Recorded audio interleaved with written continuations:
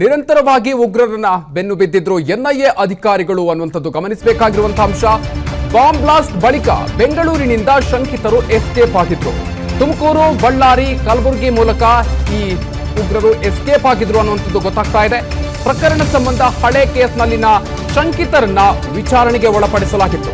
ಬಳ್ಳಾರಿ, ಬೆಂಗಳೂರು ಜೈಲಿನಲ್ಲಿದ್ದಂತಹ ಶಂಕಿತ ಉಗ್ರರನ್ನ ವಿಚಾರಣೆಗೆ ಒಳಪಡಿಸಲಾಯಿತು. ನಿರಂತರವಾಗಿ ವಿಚಾರಣೆಯನ್ನ ನಡೆಸಿದ್ರು ಎನ್ಐಎ ಅಧಿಕಾರಿಗಳು. ಇದೀಗ ಈ ಒಂದು ಪ್ರಕರಣದಲ್ಲಿ ಕಡೆಗೂ ಕೂಡ ದೊಡ್ಡ ಮಟ್ಟದ ಪ್ರಗತಿ ಸಾಧಿಸುವಲ್ಲಿ ಯಶಸ್ವಿಯಾಗಿದ್ದಾರೆ. ಇದರ ಪರಿಣಾಮವಾಗಿ ಈಗ ಶಂಕಿತ ಉಗ್ರರನ್ನ ಬಂಧಿಸಲಾಗಿದೆ. ಈಗ ಪಶ್ಚಿಮ ಬಂಗಾಳದಲ್ಲಿ ಬಂಧಿಸಿರುವಂಥದ್ದು ಇಬ್ಬರು ಶಂಕಿತ ಉಗ್ರರನ್ನ ಬಂಧಿಸಲಾಗಿದೆ ಅನ್ನುವಂಥದ್ದು. ಬೆಂಗಳೂರು ಬಾಂಬ್ ಬ್ಲಾಸ್ಟ್ ಪ್ರಕರಣಕ್ಕೆ ಸಂಬಂಧಪಟ್ಟಂತೆ ಇಬ್ಬರು ಶಂಕಿತ ಉಗ್ರರನ್ನ ಈಗ ಬಂಧಿಸುವಲ್ಲಿ ಯಶಸ್ವಿಯಾಗಿದ್ದಾರೆ. ಎಸ್ ಮಂಜುನಾಥ್, ಇದೀಗ ಪ್ರಮುಖವಾಗಿ ಈ ಒಂದು ಪ್ರಕರಣಕ್ಕೆ ಸಂಬಂಧಪಟ್ಟಂತೆ ಸಾಕಷ್ಟು ಎನ್ಐಎ ಅಧಿಕಾರಿಗಳ ತನಿಖೆ ಕೂಡ ಇಲ್ಲಿ ಸಾಕಷ್ಟು ಗಮನಿಸಬೇಕಾಗಿರುವಂತಹ ಅಂಶ. ಒಂದಲ್ಲ ಎರಡಲ್ಲ ಸಾವಿರಾರು ಸಿಸಿಟಿವಿಗಳನ್ನ ಇಲ್ಲಿ ಕಲೆ ಹಾಕಿರುವಂಥದ್ದು, ಸಿಸಿಟಿವಿಗಳ ದೃಶ್ಯಗಳನ್ನ ಕಲೆ ಹಾಕಿರುವಂಥದ್ದು. ಸೊ ಒಟ್ಟಾರೆ ಈ ಒಂದು ತನಿಖೆ ಯಾವ ರೀತಿಯಾಗಿ ಸಾಕ್ತು? ಮಧುಕರ್ ಶೆಟ್ಟಿ, ಮಾರ್ಚ್ 1ನೇ ತಾರೀಕು ಮಧ್ಯಾಹ್ನ 12:55 ಸುಮಾರಿಗೆ ರಾಮೇಶ್ವರಂ ಕೆಫೆಯಲ್ಲಿ ಬಾಂಬ್ ಬ್ಲಾಸ್ಟ್ ಆಗುತ್ತೆ. ಅಲ್ಲಿನ ಒಂದು ವಾಶ್ ಮಷೀನ್ ಇರುತ್ತೆ, ಆ ಭಾಗದಲ್ಲಿ ಸ್ಫೋಟ ಆಗೋದು. ಅಲ್ಲಿಗೆ ಮೊದಲಿಗೆ ಹೋದಂಥ ಸ್ಥಳೀಯ ಪೊಲೀಸರು ಸಿಲಿಂಡರ್, ಯಾಕಂದರೆ ಸಾಮಾನ್ಯವಾಗಿ ಹೋಟ್ಲಲ್ಲಿ ಬ್ಲಾಸ್ಟ್ ಆದರೆ ಬಾಯ್ಲರು ಅಥವಾ ಸಿಲಿಂಡರ್ ಬ್ಲಾಸ್ಟ್ ಆಗಿದೆ ಅನ್ನೋ ನಿಟ್ಟಿನಲ್ಲಿ ಹೋಗಿದ್ರು. ಆದರೆ ಅಲ್ಲಿಗೆ ಭೇಟಿ ಕೊಟ್ಟಂಥ FSL ಸಿಬ್ಬಂದಿ ಇರ್ಬೋದು, ಮತ್ತು ಸೋಕೋ ಟೀಮ್, ಈಗ ಬೆಂಗಳೂರಿನ ಎಲ್ಲ ವಿಭಾಗಗಳಲ್ಲೂ ಸಹ ಒಂದು ಸೋಕೋ ಟೀಮ್ ಇದೆ, ಅದು FSLನ ಒಂದು ಮತ್ತೊಂದು ಪರ್ಯಾಯ ತಂಡ. ಅವರು ಪರಿಶೀಲನೆ ಮಾಡ್ತಕ್ಕಂಥ ಸಂದರ್ಭದಲ್ಲಿ ಅಲ್ಲಿ ಸ್ಫೋಟಗೊಂಡಿದ್ದು ಬಾಯ್ಲರು ಅಲ್ಲ ಅಥವಾ ಸಿಲಿಂಡರ್ ಅಲ್ಲ ಅನ್ನೋದು ಕನ್ಫರ್ಮ್ ಆಗುತ್ತೆ. ಅದರ ಬದಲಿಗೆ ಅಲ್ಲಿ ಬಿದ್ದಿದ್ದಂಥ ಬ್ಯಾಟ್ರಿ ಇರ್ಬೋದು ಅಥವಾ ಕೆಲವೊಂದು ಕಬ್ಬಿಣದ ಮೊಳೆ, ನೆಟ್ಟು, ಬೋಲ್ಟ್ಗಳು ಇವೆಲ್ಲವನ್ನ ನೋಡಿದಾಗ ಇದು ಬಾಂಬ್ ಅನ್ನೋದು ಗೊತ್ತಾಗುತ್ತೆ. ಕೂಡಲೇ CCB ಪೊಲೀಸರು ಅಲ್ಲಿ ಎಂಟ್ರಿ ಆಗ್ತಾರೆ. CCB ಪೊಲೀಸರು ತಮ್ಮದೇ ಆದಂಥ ಸ್ಟೈಲಲ್ಲಿ ಒಂದು ತನಿಖೆಯನ್ನ ಶುರು ಮಾಡ್ತಾರೆ, CCTVಗಳನ್ನ ಕಲೆ ಹಾಕೋದು.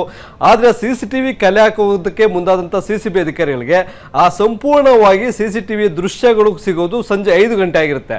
ಅಷ್ಟರಲ್ಲೇ ಆರೋಪಿ ಬಾಂಬ್ ಇಟ್ಟು ಬೆಂಗಳೂರನ್ನ ಬಿಟ್ಟು 5 ಗಂಟೆ ಸುಮಾರಿಗೆ ತುಮಕೂರಿನ ಕಳ್ಳಂಬೆಳ್ಳ ಟೋಲ್ ಏನಿದೆ ಆ ಟೋಲನ್ನು ಬಿಟ್ಟು ಮುಂದೆ ಪಾಸ್ ಆಗಿರ್ತಾನೆ.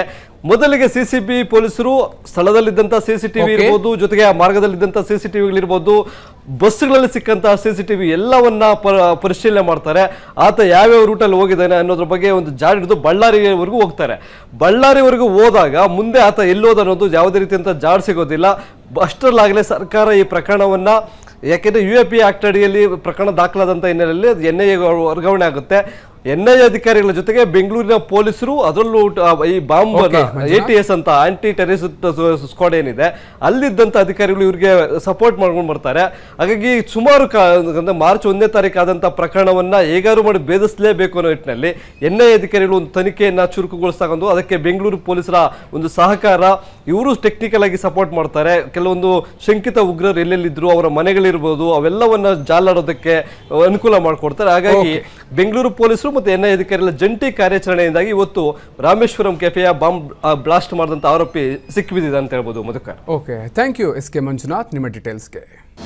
ಅನುಕ್ಷಣದ ಸುದ್ದಿಗಳಿಗಾಗಿ Vistara news YouTube channel subscribe ಮಾಡಿ. ಹೊಸ ಸುದ್ದಿಗಳ ನೋಟಿಫಿಕೇಶನ್ಗಾಗಿ ಬೆಲ್ ಐಕಾನ್ ಕ್ಲಿಕ್ ಮಾಡಿ.